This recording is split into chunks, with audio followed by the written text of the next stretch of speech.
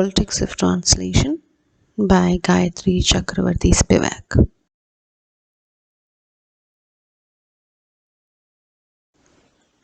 Now, as we all know, a very familiar theorist, I would say a rather post-colonial feminist theorist and critic of the 21st century. Her major interest, as we all know, is literary criticism, feminism, Marxism, and post-colonialism. Major influences, of course, was Derrida, Gramsci, and Marx. She translated Derrida's De la Grammatology and also quite famous for translating short stories of Mahashweta Devi from Bengali to English. Her major theoretical works, one is Can the Subaltern Speak? And the other is The Politics of Translation.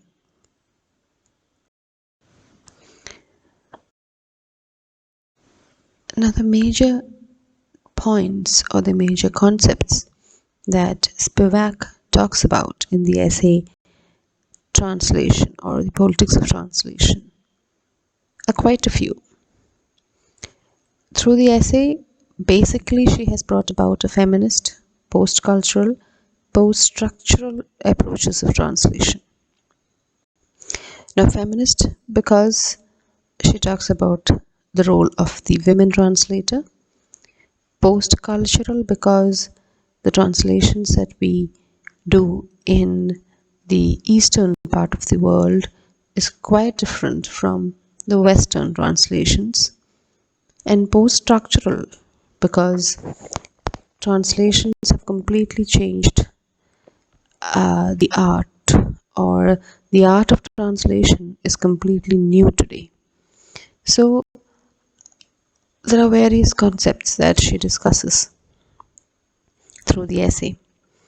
The first concept that she talks about is that translation is the most intimate act of reading. And she says, I surrender to the text when I translate. Now here, when she says that she surrenders to the text, she means that herself is being surrendered to the text before translating to create the original flavor of the work. So she cannot stand off, or she cannot distance herself away from the text as she translates it. She has to be a part of the text so that the original flavor is not lost. Now, she believes in such a kind of translation.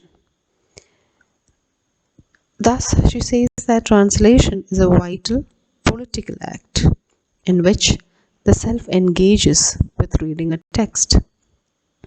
So, just like Ramanujan or just like Benjamin and like Surjit Mukherjee, Spivak also believes that translation is not a word-to-word recreation of the original text.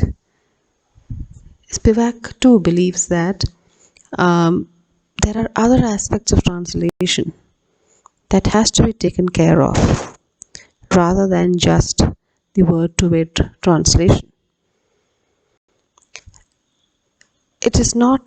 Translation is not the technical superimposition from one language to the other. Superimposition is just word-to-word translation. But it in itself is a different act of reading. Thus, what happens is the translated text thus becomes a new text altogether. So for this happening of a new text, the translator should have a feeling of love, affinity to the text, so that the translator becomes powerful enough or maybe sensitive enough to protect all the important aspects of the text, and without losing those aspects, the text is translated. Thus, Spivak believes that translation should be more of an erotic process, rather than an ethical process. There should be a surrendering happening. between the text and the translator. So close, so intimate should be translation. Now, as the language changes, many other aspects changes with it. The audience, the culture, of course, the language, traditions, customs, rituals, everything changes with the change of language. So it is not a mere naive process of translation. As a feminist translator, she believes that language is to be perceived as a sign of gendered agency. And because of that, she believes that when a female translator translates a text, or if any translator translates a text for that matter, three aspects should be taken care of. 1, rhetoric, 2, logic, and 3, science.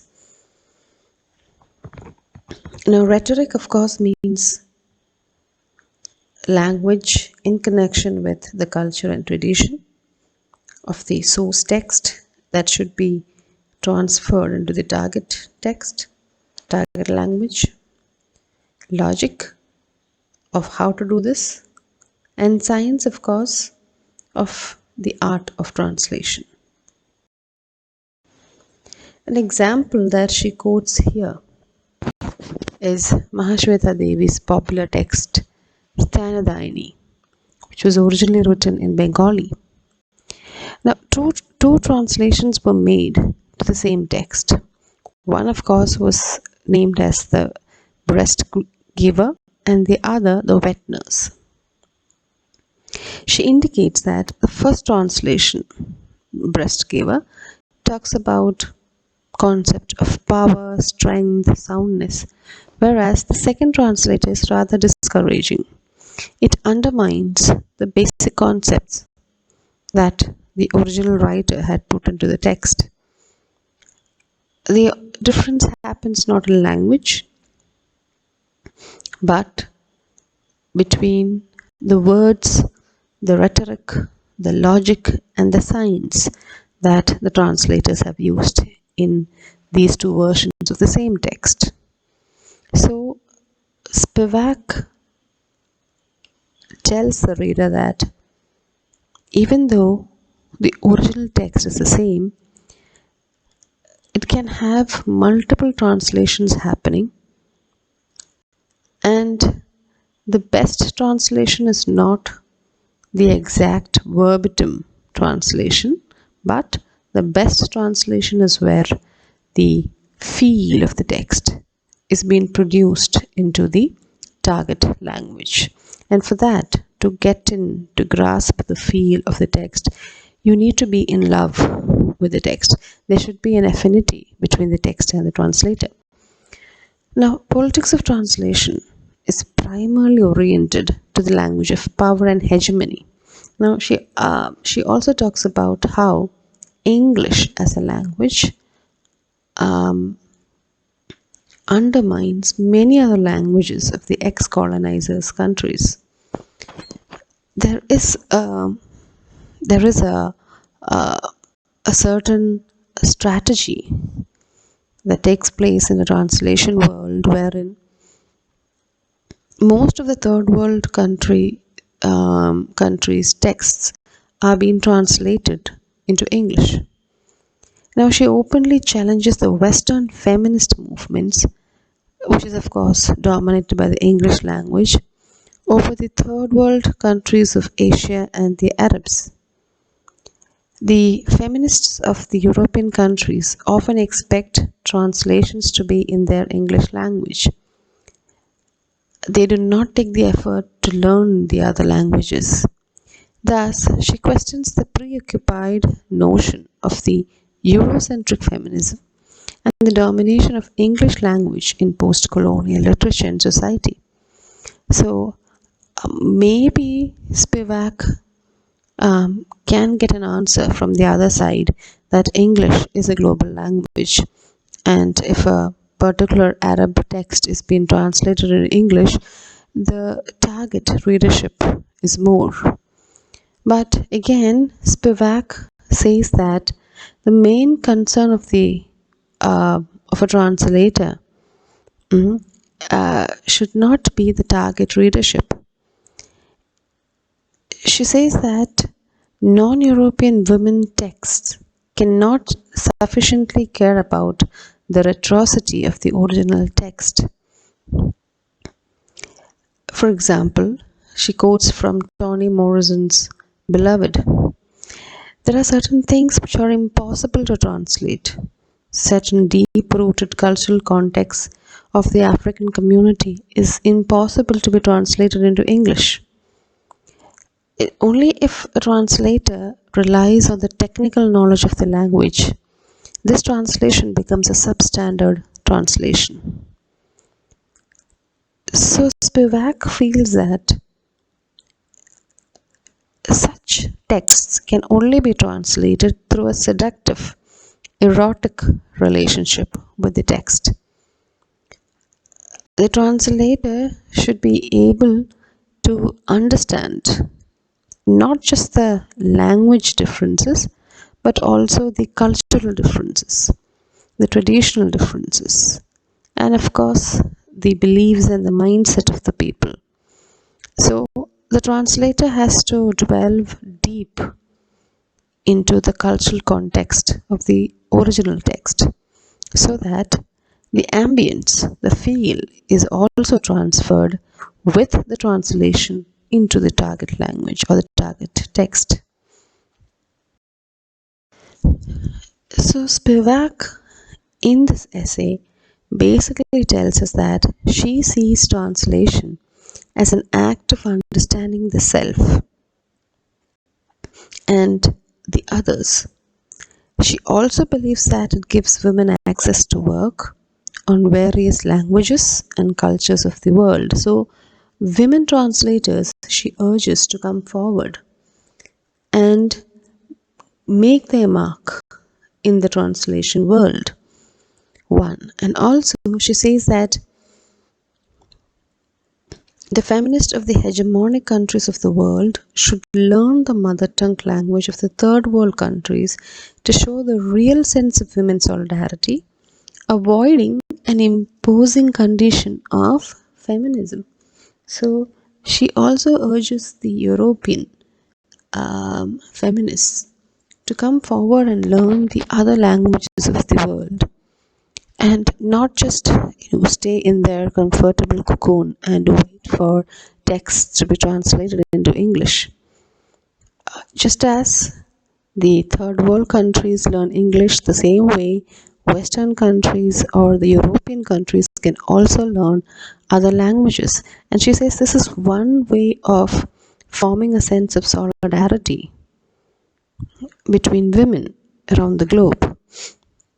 Thus, the role of language should be to determine the contextual variation and situational realization. This is very important, and this is the crux of the entire essay. For a translator, the role of the language should be to understand, analyze, and imbibe the contextual variation of the source text, and the situational realization should help the translator to carry or to transfer the feel of the text or the sentiments of the text into the target text. Thus, she says that translation is context oriented and should be perceived differently. So that old notion of translation wherein word-to-word translation happens is no longer important. Just like how Benjamin says target readership is also not that important. Translation itself becomes an art. And in translation, what is more important is the ability of the translator to transfer the cultural variance, the deep-rooted consciousness of that culture of the source text to the target text.